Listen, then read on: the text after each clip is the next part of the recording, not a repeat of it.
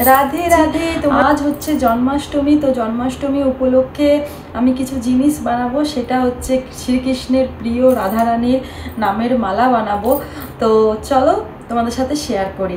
আমরা বৃন্দাবন যাব, সেজন্য আমি প্রেমানন্দ মহারাজের জন্য ভাবলাম এই মালাটা বানাবো। তো জন্মাষ্টমীর দিন, ভালো দিনে আমি মালাটা বানাচ্ছিলাম। আমি জন্মাষ্টমীর উপোসও করি, পরিষ্কার পরিচ্ছন্ন ভাবে আমি অনেক ভক্তি নিষ্ঠা ভাবে রাধারানীর জপ করে এই মালাটা আমি বানাচ্ছিলাম। তো মানে ভেতর থেকে পুরো অনেক খুশি ছিলাম যে তাতে মালাটা আমি দিতে পারি। জানি না কতটা সুন্দর হবে, আমি পেরেছি, চেষ্টা করেছি মালাটা ভালোভাবে বানানোর।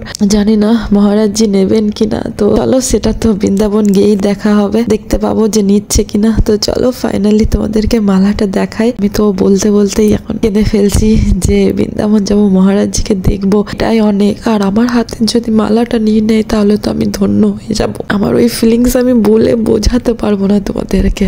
এই দেখো আমি এটা বানিয়েছি।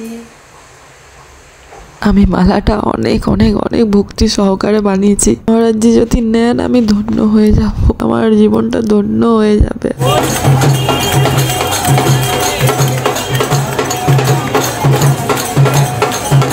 এই দেখো মহারাজজির আসার সময় হয়ে গেছে, আমি ফুল দিয়ে সাজিয়ে দিলাম অনেক জন।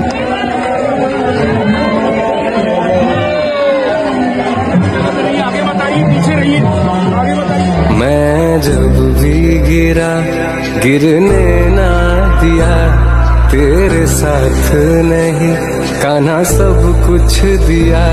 मैं जब भी गिरा गिरने ना दिया। আমি তোমাদেরকে বলে বোঝাতে পারবো না, আমার জীবন ধন্য হয়ে গেছে।